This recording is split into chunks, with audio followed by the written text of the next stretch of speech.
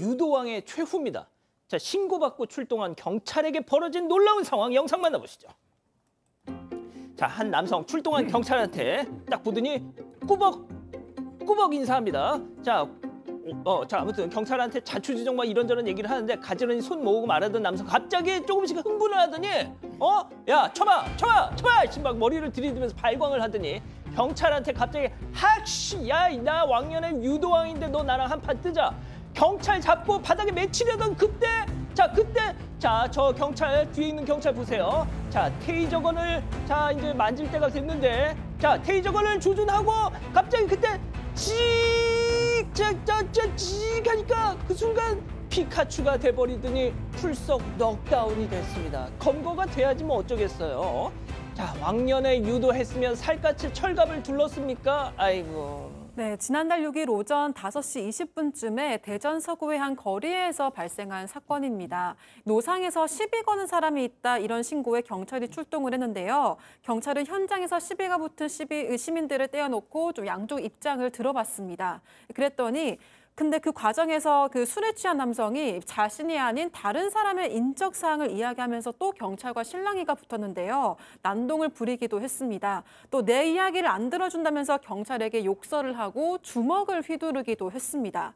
경찰은 처벌을 원하지 않는다는 상대방 의사에 따라서 남성 일행들을 서둘러서 좀 귀가 조치를 시키려고 했는데요. 그런데 남성이 여기에 불응을 하면서 버티다가 갑자기 나 유도왕인데 유도 한판 하자 이러면서 경찰의 팔과 목을 잡고 넘어뜨리면서 몸싸움이 일어나기 시작을 했습니다. 결국 이 다른 경찰이 말리다가 이 허벅지에 테이저건을 쏘면서 이제 상황이 일단락이 됐다고 합니다. 양 변호사님, 이 같은 무도인의 한 사람으로서 따끔하게 한 말씀 좀.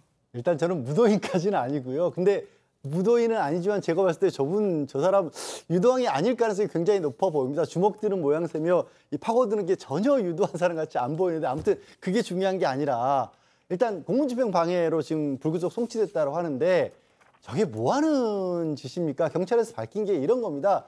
다른 것도 아니고 이 공무집행 방해하면 중요한 데 써야 될 공권력이 낭비되는 거다. 이 시간. 저기 경찰분들 저렇게 행동하는 사람은요. 시간 오래 끌지 말고 빨리빨리 테이크적은 써서 빨리빨리 넘기고 진짜 필요한 일 하세요. 잠깐만. 양 변호사님. 인권 변호사 우리 양지열 변호사님이 빨리빨리 테이저건 쓰고 다른 현장으로 가라. 왜냐하면 명백하게 지금 그 인권이라고 하는 것도 보호될 가치가 있고 필요한 건데 지금 경찰이 저기에 행정력을 공권력을 쓰는 동안 진짜 보호해야 될 인권들이 보호받지 못하는 거예요. 명백하게 지금 불법을 저지르고 있죠. 더군다나 공권력을 향해서 특별한 이유도 없이. 그러니까요. 좋습니다. 자, 다음 이어가죠. 문어의 꿈입니다. 자, 영업이 끝난 가게 수족관에서 벌어진 충격적인 상황 제보 영상 만나보시죠. 아이, 간밤에 우리 문어들 잘 있었나? 자, 수족관 문을 열어봤더니 문어는 온데간데 없고 홀라당 저렇게 막만 떠있네. 야, 이거 누가 먹었어?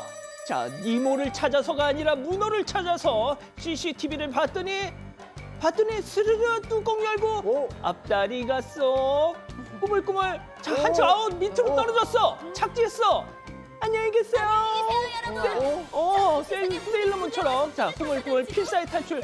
난 살고 싶다. 교수님, 제발 바다로 잘 갔다고 해주세요. 그러게요. 이걸 똑똑하다고 해야 될지 기특하다고 해야 될지 모르겠는데 15일 부산 기장군에서 해산물 식당을 운영하는 제보자 가게에서 벌어진 일이에요. 아침에 앞가게 사장님한테 전화가 왔습니다. 문어가 수족관에서 탈출해서 제가 잡아놨습니다.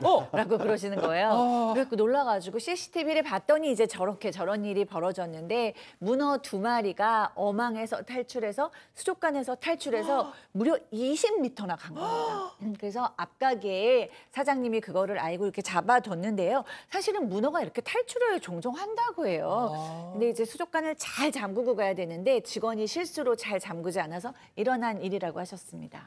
자, 문어회 관별사 우리 박진 변호사님. 문어찜도 좋아합니다. 예. 비록 잡기는 했어요. 네. 자, 근데 저 사장님이 그냥 관상용으로 수족관에다 다시 넣어뒀다고 제발 해주세요. 아, 그럼 너무 좋은데 한 번 나간 문어 아마 이 버릇이나 이 습성을 버리기 어렵다고 생각했던 것 같습니다. 어쨌든 많이 가지는 못했어요. 앞집 가게에 갔고요. 저 모습입니다. 앞집 가게. 아, 이거 뭐야, 이거? 아, 저 모습이에요. 앞집 뭔가 가게. 익힌 것 같은데. 감사의 표시로 2마리를 드렸고요. 자, 앞집 가게에는 맛있게 잔인한 사람. 삶아서 이 문어를 그날 회식에 요리로 썼다고 합니다. 잔인해는 아니고요. 아, 이게 이미 박 변호사님 한 번 이렇게 밖에 나간 걸 갖다가 네. 다시 팔 수가 없잖아요. 그렇죠. 그런 거죠. 많이 돌아다녔고 그것도 있고 감사의 표시도 있는 거고요. 또 받았는데 그 앞집 가게에서 그 문어 뭐 키웁니까? 먹을 수밖에 없는 그런 상황 아닌가 싶어요. 반려문어. 예, 좋습니다. 자, 마지막 사연 이어갑니다. 자, 시어머니만 보면 울렁울렁입니다. 자, 집단지성의 판단을 받아보고 싶으시다면서 제보해 주신 사연 함께 들어보시죠.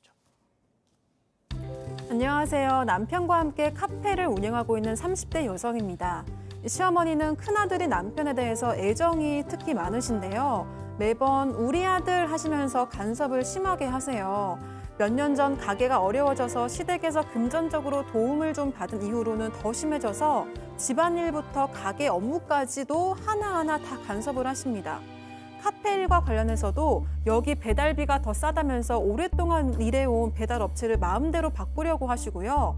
또 갑자기 전화하셔서는 손주 공부는 잘하고 있냐, 이제 초등학생이니까 제대로 공부시켜야지 시험은 몇 점 맞냐, 이런 이야기를 한참 하시기도 합니다. 그러다가 최근에 스트레스가 더 커진 일이 있었는데요. 어느 날 갑자기 시어머니와 시누이가 함께 저희 카페를 찾아오셨더라고요. 시누이가 남편이랑 한참 동안 보험 이야기를 나누더니 나중을 위해서 사망보험을 들어놔 이렇게 얘기를 하셨는데요. 그런데 그때 옆에서 시어머니가 듣고 있다가 갑자기 누구 좋으라고 드냐면서 역정을 내셨습니다. 바로 앞에 저를 쳐다보시면서요. 표정 관리가 안 되는 저를 보면서도 시어머니는 대수롭지 않게 여기셨는데요. 그 모습을 보니까 시어머니는 나를 싫어하시구나 이런 확신이 들었습니다. 그 이후로 시어머니 전화만 오면 속이 울렁거리고 심장이 벌렁거리는데요. 가족이니까 안 보고 살 수는 없지만 그렇다고 계속 간섭을 받아들이기에는 제 마음이 너무 힘들어서 어떻게 해야 될지 모르겠습니다. 자, 기다리고 기다리셨던 부처 핸즈업타임 6천여 분의 우리 가족 여러분들 채팅창에 OX로 함께 참여해 보시고요. 자, 먼저 사연자 며느리입니다. 어머님, 아니 박상희 여사님, 누구 좋으라고 지훈애비 보험을 드냐 해서 누구는 저를 지칭하신 거죠. 행여라도 아들 목숨값 이 며느리가 받을까 봐 그건 용납을 못하겠다 이 말씀인 거죠. 며느리도 자식이라는데 어쩜 그렇게 잔인하실 수가 있어. 카페 어려워진 게 제 탓인가요? 왜 이렇게 저를 못 잡아먹어서 안달이실까요? 동그라미. 교수님, 올라오는 거 안 올라오는 거? 다음 얘기 아, 들어봐야 될 것 그렇습니다. 같아요. 시어머니 네. 얘기 들어보셔야죠. 그래, 타에 너 말 잘했다. 네 말 맞다. 나 며느리도 자식이니까 이렇게 간섭을 하는 거지. 야, 남이면 내가 이렇게 하겠냐? 그리고 카페 어려워진 거, 네 탓 맞아. 아무리 부모 자식 아니어도 공짜가 어딨어. 부모 도움 받았으면 이 정도는 각오해야지. 네가 우리 아들 내줘 잘했어 봐라. 지 못난 건 생각도 못하고 이거 했습니다. 아주 심하네요. 아, 예. 전 아까 동그라미로. 아, 예. 아우, 지조 없어 정말. 자, 일단 교수님부터요. 네, 좀 들어보고 싶었거든요. 왜냐하면은 며느리하고 시어머니의 다 그 갈등이 딱 한 명만의 잘못이 요즘 스타일에는 옛날에는 정말 엄하시고 냉정한 시어머니가 많으셨는데 요즘은 시어머니들께서 마음고생도 너무 많이 하셔가지고 좀 들어보고 싶었어요. 근데 이 경우에는 시어머니께서 좀 말을 함부로 하시는 게 있으신 것 같습니다. 그런데 저는 이제 며느리 편이기는 한데 시어머니께서 누구 좋으라고 버럭하셨을 때는 며느리가 싫어서보다 저는 아들의 사망을 얘기하는 것 자체가 싫으셨을 것 같거든요. 그래서 더 이렇게 그렇게 버럭 나오신 것 같은데 아, 여기서 며느리가 왜 상처받는지는 알겠기 때문에 며느리가 마음이 아프겠다에 한 표 더 하겠습니다. 그렇군요, 양 변호사님. 뭐 요즘엔 그런 경우조차도 불편해들 하시지만 시어머니 입장에서 간섭을 보통 하시는 게 뭐 집안 살림살이, 뭐 음식이 좀 제대로 안 됐다거나 뭐 집이 좀 엉망이라든가 이런 얘기, 야, 왜 아들이 이렇게 여유였냐 뭐 이런 말씀까지는 그나마 좀 많이 할 수도 있다고 치지만 이제는 업무에까지도 얘기를 하시잖아요. 글쎄 빌려준 돈이 있어서 그걸 갚아라는 얘기라면 당연한 얘기지만 이건 좀 선을 많이 넘으신 것 같고요. 그리고 부부의 사이에서의 사망보험이나 이런 것들은 사실 그 가정의 일인 겁니다. 그 가정의 일이기 때문에 상속이라든가 이런 데서 항상 배우자가 우선되는 거예요. 이건 선을 좀 넘으신 것 같습니다. 자, 백다연 아나운서. 네, 좀 사연자가 조금 안타까웠다는 생각이 들었고요. 저는 좀 본인 마음이 괜찮아질 때까지 그냥 좀 거리를 두시는 게 더 좋을 것 같다는 생각을 해서 너무 죄책감 가지지 마시고 그냥 좀 연락을 조금 안 받는 것도 좋지 않을까 이런 생각을 했습니다. 박 변호사님 죄송합니다. 아닙니다, 예. 아닙니다.